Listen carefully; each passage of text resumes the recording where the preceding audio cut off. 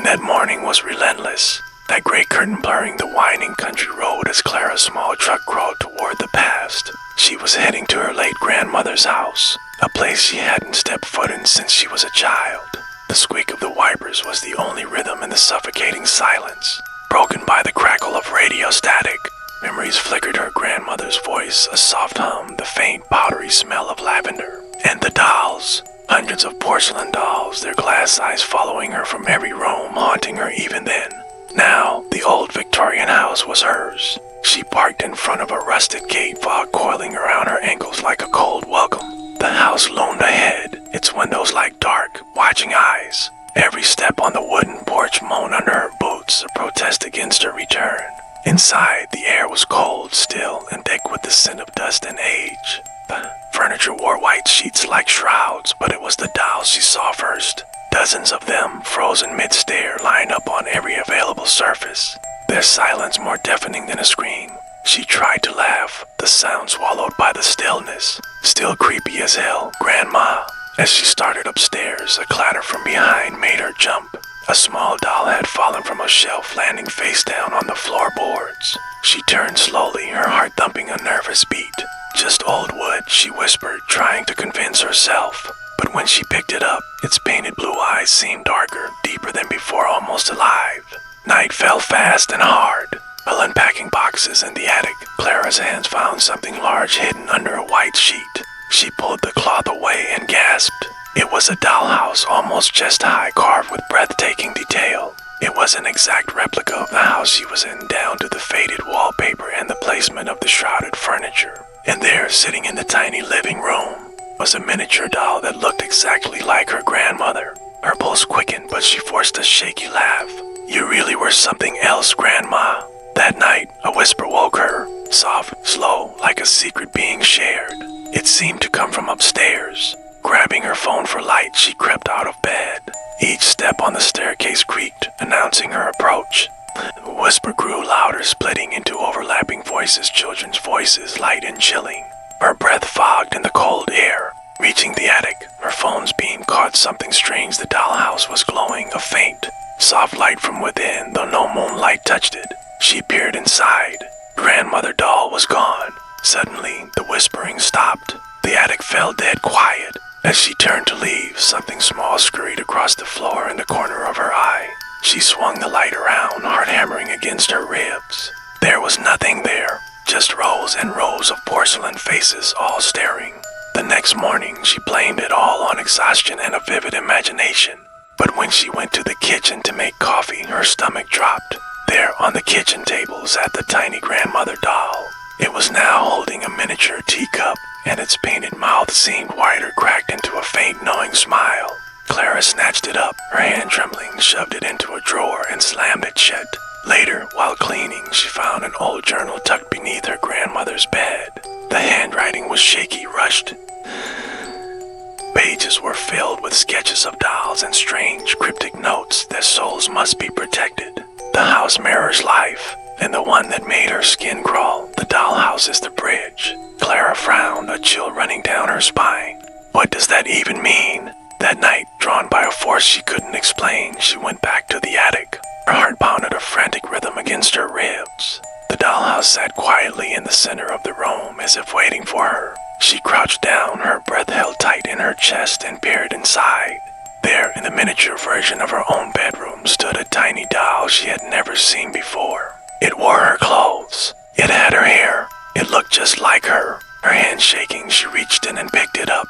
The whispering started again, not gentle this time, but sharp, angry, filling the air around her. She dropped the doll in shock, and the single attic light flickered violently. In the dollhouse, the grandmother doll reappeared beside her own miniature, both of them facing her, staring with empty, accusatory eyes. Then the tiny front door of the dollhouse creaked open all by itself. Inside, a shape moved in the miniature hallway, a dark, child-sized shadow shifting in the gloom. Clara stumbled back, her voice a choked whisper. "This isn't real." The shadow stepped out from the tiny doorway. It was small, pale, its skin cracked like old porcelain. Its voice was a dry, reptilian hiss that slithered into her ears. "Play with us." Clara ran. She scrambled down the stairs, but every door was locked, every window sealed shut. Her phone flashed with static, the screen dead. Laughter high-pitched and cruel echoed down the hall. She turned and froze in terror. All the dolls in the living room, the ones on the shelves, the mantelpiece, the chairs, they were all facing her now, their heads tilted in perfect, chilling unison. She screamed a raw, primal sound and grabbed a fireplace poker. She began smashing them one by one. Porcelain shattered, and with every crash, a faint cry, almost human, echoed in the air. The house itself seemed to tremble, dust raining from the ceiling as the air pulsed with a chorus of angry whispers. Upstairs, the dollhouse glowed brighter, light seeping from its tiny windows like a fire building within. Clara glanced into a hallway mirror and saw her grandmother's reflection standing behind her own, a faint smile on her lips. "I told you, dear," the reflection whispered, its voice her grandmother's. "The house protects them." The mirror cracked, splintering across her own terrified face. With a surge of adrenaline, she bolted upstairs, determined to destroy the source of this nightmare. The attic was blazing with a flickering, otherworldly light. She grabbed the dollhouse, ready to hurl it against the wall, and froze. Inside the miniature living room was a tiny version of her, standing exactly as she was, holding a dollhouse. And in that dollhouse was another, an infinite reflection of her own horror. The doll in the model looked up, its tiny painted face smiling. A searing pain exploded through her hands. Her fingers stiffened, her skin hardening, cracking like porcelain. She dropped to her knees, unable to move, unable to scream. Her eyes glazed over as her body froze in place, her last breath caught in her throat. Her face was forever painted into a silent, smiling expression. Weeks later, a real estate agent arrived to inspect the property.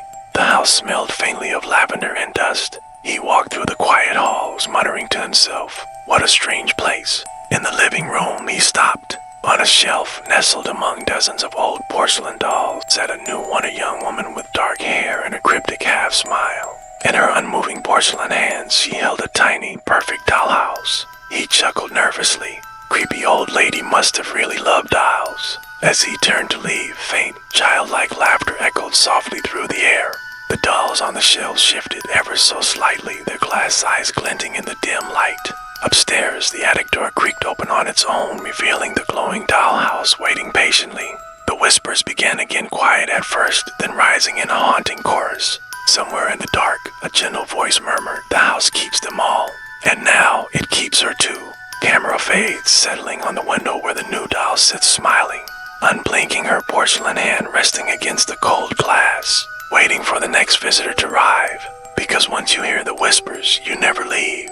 The rain was a relentless gray curtain that morning, blurring the winding country road as my little truck crawled toward my late grandmother's house. The wipers kept a squeaky, hypnotic rhythm, and the radio was just static, filling a silence that felt heavy even then.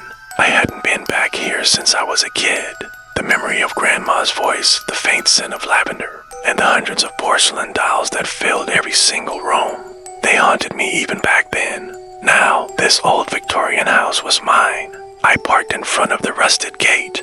Fog curled around my ankles as I stepped out, and the house just loomed ahead, its windows like dark, watching eyes. Every step on the porch moaned under my boots. Inside, the air was cold, still, and thick with the scent of dust and age. All the furniture was draped in white sheets, but what really caught my eye, what always caught my eye, were the dolls. Dozens of them, frozen mid-stare, lined up neatly on every surface. I tried to laugh it off. Still creepy as hell, Grandma. I started moving upstairs, and that's when a small doll fell from a shelf behind me, landing face down on the floor with a soft thud. I turned slowly. "Old wood," I whispered to myself, trying to sound convincing. But when I picked it up, its little blue eyes seemed darker than before, almost alive. Night came fast out here. I was in the attic, unpacking some old boxes, when I found something hidden under a large white sheet. It was a huge dollhouse, almost chest high, carved with incredible painstaking detail. I pulled off the cloth and gasped. It was an exact replica of the house I was standing in, right down to the faded wallpaper and the placement of the furniture. And there in the tiny living room sat a miniature doll that looked exactly like my grandmother. My pulse quickened, but I forced myself to laugh. "You really were something else, Grandma." That night, a whisper woke me. It was soft, slow, and it was coming from upstairs. I grabbed my phone for light, my heart starting to pound. Each step creaked as I climbed toward the attic. The whisper grew louder. louder, becoming overlapping voices, children's voices. I could see my breath fogging in the cold air. When I finally reached the attic, my phone's light caught something faint. The dollhouse was glowing a soft, ethereal light, even though no moonlight could reach it. And the grandmother doll, it was gone. The whispering stopped. The attic went dead quiet. I turned to leave, and then something small scurried across the floor. I swung the light around, heart hammering in. I chest, nothing, just rows and rows of porcelain faces all staring right at me. The next morning, I told myself it was just exhaustion playing tricks on me. But when I went to the kitchen, my stomach dropped. There on the table sat the tiny grandmother doll, and now it was holding a miniature teacup. Its painted mouth seemed wider, cracked into a faint, unnerving smile. I didn't even think. I just shoved it into a drawer and slammed it shut. Later, while cleaning, I found an old journal under the bed. It was my grandmother's handwriting, shaky and rushed. Pages were filled with sketches of dolls and strange, cryptic notes. Their souls must be protected. The house mirrors life. The dollhouse is the bridge. I just frowned. What does that even mean? That night, I had to know. Went back to the attic, my heart pounding against my ribs. The dollhouse sat there quietly in the center of the room as if it were waiting for me. I crouched down and peered inside. And there, in the miniature version of my own bedroom, stood a tiny doll I had never seen before. It looked just like me. My hand trembled as I reached in and picked it up. The whispering started again, not gentle this time, but sharp, angry. I dropped the doll in shock, and the single attic light flickered violently. The grandmother doll reappeared right beside my tiny replica, both of them facing me, staring through empty, accusing eyes. Then the tiny front door of the dollhouse creaked open all by itself. Inside, something moved a shape, dark and child-sized, shifting in the miniature hallway. I stumbled back, my breath catching in my throat. "This isn't real," I whispered, but the shadow stepped out. It was small, pale, its skin cracked like old porcelain. Its voice came out as a chilling hiss. "Play with us," I ran. I bolted downstairs, but every door was locked tight. My phone just flashed with static, useless. Laughter, high-pitched and cold, echoed down the hall. I turned and froze. All the dolls in the living room were facing me now, their heads tilted in perfect, horrifying unison. I screamed and grabbed a fireplace poker, smashing them one by one. Porcelain shattered, and with each break, a faint cry echoed, a sound that was almost human. The whole house trembled, dust rained down from the ceiling. The air itself seemed to pulse with angry whispers. Upstairs, the dollhouse glowed brighter and brighter, light seeping from its tiny windows like a fire within. I glanced into a hallway mirror and saw my grandmother standing behind my reflection, smiling faintly. "I told you, dear," her reflection whispered.